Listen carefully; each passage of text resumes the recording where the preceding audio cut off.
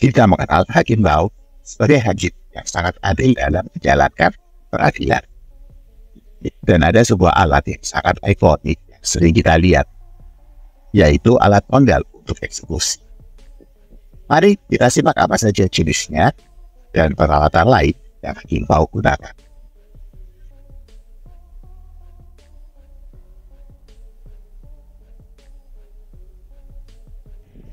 Alat penggal atau alat hukuman untuk eksekusi mati adalah salah satu mandat dan anugerah dari Kaisar Renjong di masa dinasti Song yang diberikan kepada sang hakim yang adil dan bijaksana, yaitu Hakim Bau. Ada sedikit keterangan bahwa yang sering kita lihat yang berwujud dua dan berambut putih adalah penggambaran dari Hakim Bau secara riwayat literatur sejarah. Dan yang sementara kita kenal yang berwajah hitam adalah perwujudan dalam sudut pandang dari legenda.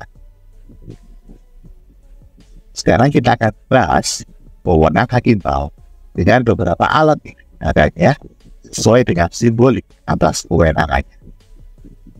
Wewenang Hakim Bau dalam mengadili mengaku pada 3 lapis golongan masyarakat yang bisa kita lihat dari alat penggalnya.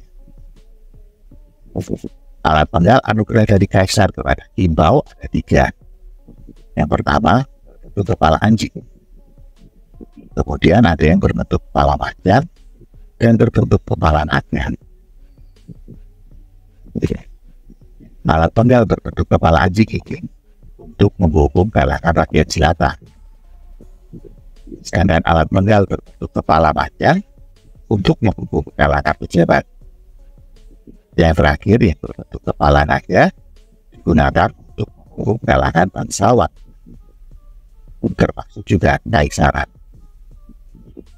Hakim Bau juga dianugerahi tongkat emas kerajaan oleh kaisar sebelumnya.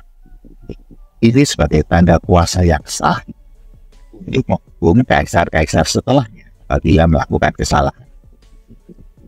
Hakim Bau juga dianugerahi pedang pusaka kerajaan sebagai tanda berhak untuk menghukum siapapun, termasuk anggota kerajaan, tanpa perlu melapor atau mendapat persetujuan terlebih dahulu dari kaisar. Ini sebuah hal yang fantastis, karena apabila jabatan ini berada di tangan beliau sebagai orang yang jujur, wewenang ini tentu dapat digunakan dengan tepat. Dalam tugasnya dalam melakukan peradilan, Hakim Bau dibantu oleh 6 orang staf pengadilan yang berada di bawah perintahnya. Mereka adalah kepala pengawal yang ahli bela diri Cancau. Tentang Cancau sendiri sudah pernah kami bahas dalam channel ini. Jika kalian ingin lihat, silakan menuju ke playlist tokoh untuk melihat profil dan kisah dari Cancau. Kemudian ada sekretaris penasihat yang sangat pandai, Bung Sunje.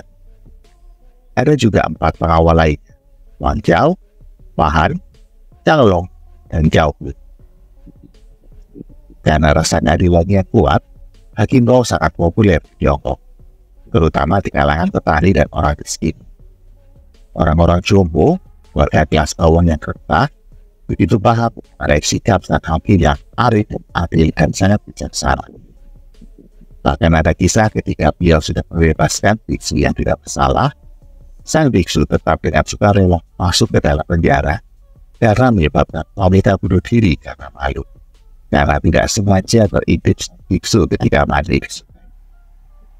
Karena hormatnya sang biksu terhadap sikap Hakim Bau yang adil, karena sudah membebaskannya dan memang dia tidak bersalah, tapi sang biksu tetap rela dan bersikeras memenjarakan dirinya bersama dengan seorang bangsawan jati bernama Pak. Pangi sendiri adalah seorang bangsawan yang akhirnya harus dieksekusi dengan alat penggal kepala naga karena kejahatan beratnya. Walaupun sebelum dia dipenggal, dia sempat bertobat dan mengikuti Buddha karena sang biksu ini yang mampu memberikan pencerahan. Dalam serial TV, kisah dari sang hakim ini sering dijadikan panutan, di mana berbagai petualangannya sering kita lihat di berbagai adaptasi serial TV. Hakim Bau memiliki banyak kisah-kisah legendaris dalam riwayat.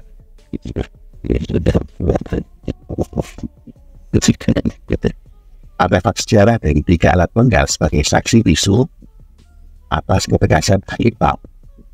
Saat ini, alat-alat ini masih ada di gedung pengadilan Kaifeng, yang saat ini menjadi objek wisata di kota Kaifeng, provinsi Henan di Tiongkok. Kaifeng dikenal sebagai salah satu ibu kota kuno Tiongkok yang telah menjadi ibu kota 7 kali dalam sejarah dan paling dikenal sebagai ibu kota Tiongkok selama dinasti Song Utara.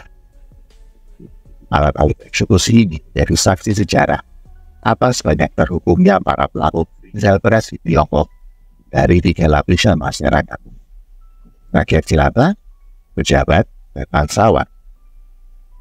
Hakim Bao terkenal karena pendiriannya yang tak kenal kompromi terhadap korupsi di antara pejabat pemerintah saat itu. Ia menegakkan keadilan, bahkan menolak untuk tunduk pada kekuasaan yang lebih tinggi darinya bila itu terbukti salah.